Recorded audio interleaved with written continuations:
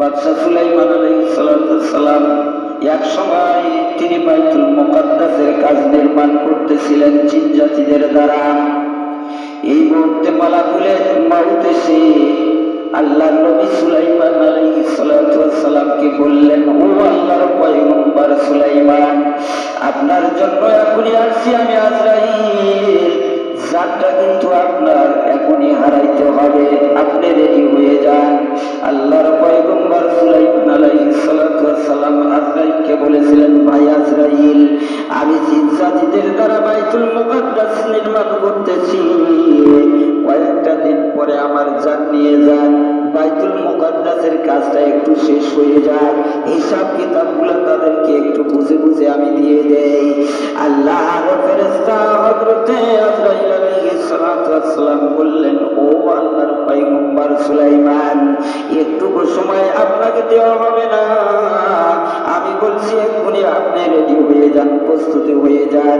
আল্লাহ রাব্বুল আলামিন জানাইয়া দিয়েছে, আপনি আপনার জানটা বের করে নিয়ে যাব, কারণ সময় দেওয়ার মতো, হায়াত দেওয়ার মতো ক্ষমতা আমার নাই, আমার মালিক আপনার নিকট প্রেরণ করেছেন।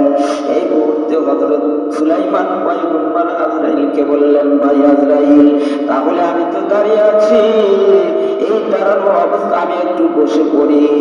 আল্লাহর ফেরেশতা বললেন, না, ও আল্লাহর পয়গম্বর সুলাইমান, আপনাকে বসার অর্ডার আল্লাহ তাআলা দেন নাই, সুতরাং আপনি দাঁড়িয়ে থাকুন, দাঁড়ানো অবস্থায় আপনার জানটা বের করা হবে।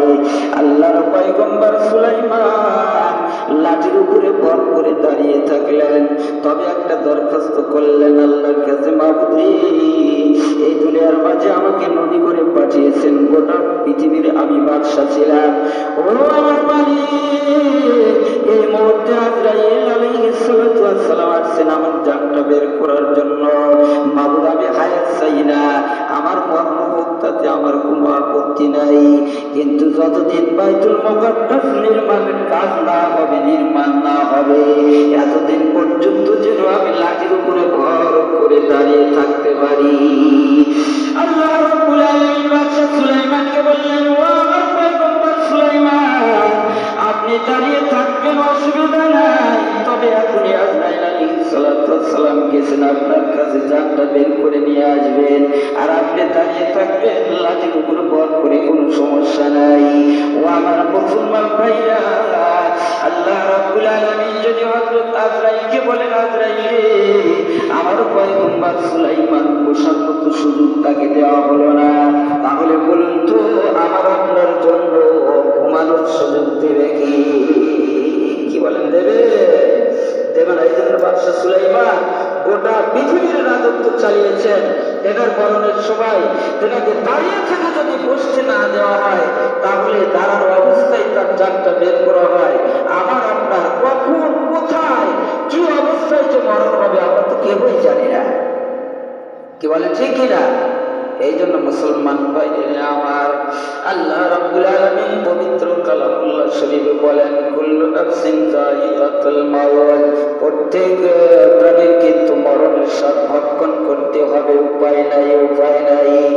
আরে মৌত কো তুম দূর না সমঝো, মৌত হয় হরদম করিয়ে, মৌত কো তুম দূর না সমঝো, মৌত হয় হরদম করিব, মৌত কো তুম দূর না সমঝো, মৌত হয় হরদম करिए, तुमको मोहलत ना दी जाए लम्हे लाने के लिए, मौत का परवाना जिस घड़ी में आज तेरे सामने, इतना फुर्सत ना दी जाए उस महबूबा को देखने।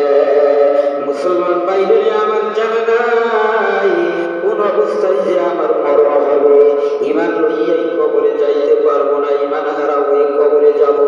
আল্লাহর কাছে দোয়া করতে হবে, আল্লাহ, মরণের সময় শয়তান যেভাবে আপনার সুরত ধরে ধোঁকা দেয়, মানুষকে ধোঁকা দেয়, এই শয়তানের ধোঁকা থেকে আমাদের সকলকে আল্লাহ আপনি হেফাজত করেন, ঈমান লইয়া কবরে যাওয়ার তৌফিক দান করেন।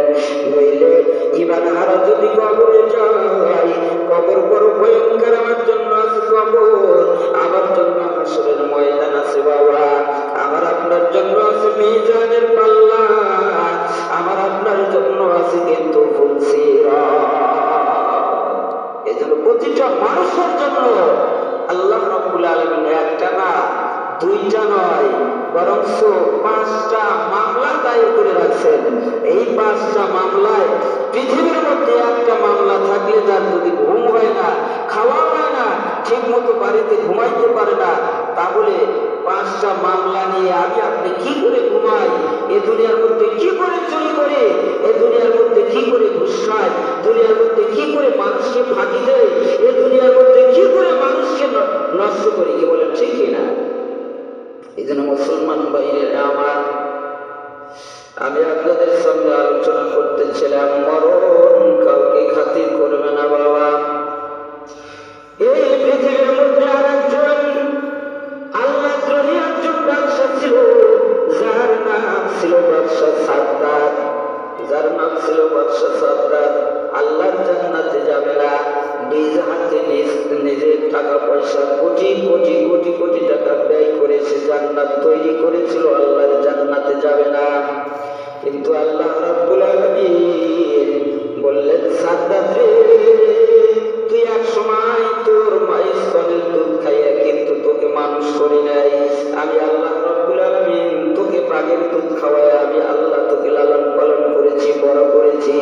আজকে যখন তুই বড় হয়ে গেছো, কোটি কোটি টাকার মালিক হয়ে গেছো, এই মুহূর্তে তুমি জান্নাত বানাইতেছ, আমার জান্নাতে তুমি আসবে না। ঠিক আছে, তুমি বানাইতে থাকো, বানাইতে থাকো, বানাইতে থাকো। একদিন বাদশা সাদ্দাত জান্নাত বানানো শেষ হয়ে গেছে, চিন্তা করলো কোটি কোটি টাকা ব্যয় করে আমি জান্নাত বানাইছি, আল্লাহর জান্নাতে আমি যাব না। কোটি কোটি টাকা ব্যয় করে জান্নাত বানাইছি। একদিন খেয়াল করলো, চিন্তা করলো, আমি কোটি কোটি টাকা ব্যয় করে জান্নাত বানাইছি, আমি একটু জান্নাতটা নিজ চোখে দেখে আসি।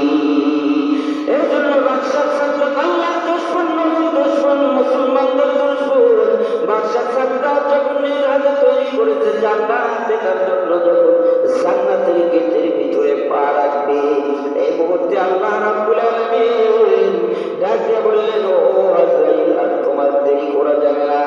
আমার দুশমন সাদ্দাত আমার জান্নাতে যাবে না, সে নিজে জান্নাত তৈরি করেছে, জান্নাত দেখার জন্য সে জান্নাতের ভিতরে কদম রাখতেছে। অতএব আজরাইল, আর দেরি নয়, আমার দুশমন সাদ্দাতের জানটা এই মুহূর্তে বের করে নিয়ে আয়।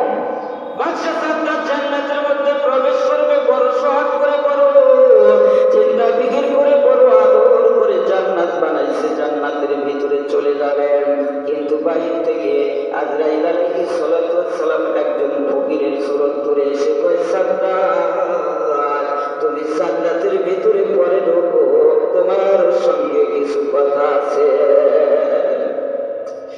বাদশা সাদ্দাতের রাগ হয়ে গেছে, সর্বনাশ, কোটি কোটি টাকা ব্যয় করে আমি জান্নাত বানাইছি, বহুদিন পরে জান্নাতের কাজ শেষ হয়ে গেছে, জান্নাত দেখার জন্য আমি আসছি, আর কে জানি ফকিরের সুরত ধরে, ফকির মানুষ এসে আমাকে পেছন থেকে ডাক দেয়, এমন রাগ হয়েছে, ফকিরকে বলে, ফকির রে, তোমারও হুঁশ জ্ঞান নাই, আমি জান্নাতের মধ্যে ঢুকতেছি আর তুমি জান্নাতের ঢোকার থেকে আমাকে বাধা দিচ্ছ, তোমার কি হুঁশ জ্ঞান নাই? এবার আবার ফকিরের কথা উপেক্ষা করে আবার যখন সাদ্দাত জান্নাতের ভিতরে ঢোকার জন্য আবার যখন কদম রাখতেছিল, ফকির এবার আজরাইল আলাইহিস সালাতু ওয়াস সালাম ফকিরের সুরত ধরে আসে, ডাক দেয়া বলে, সাদ্দাত, এবার তুমি জান্নাতের মধ্যে ঢুকতেছো, তোমাকে বলছি একটু দাঁড়াও, তোমার সঙ্গে কথা আছে। বাদশা সাদ্দাত অত্যন্ত রাগ হয়ে গেছে, এত সুন্দর জান্নাত আমি বানাইছি, কোটি কোটি কোটি কোটি টাকা ব্যয় করে আমি জান্নাত বানাইছি, জান্নাতটা দেখার জন্য যাচ্ছি, এই মুহূর্তে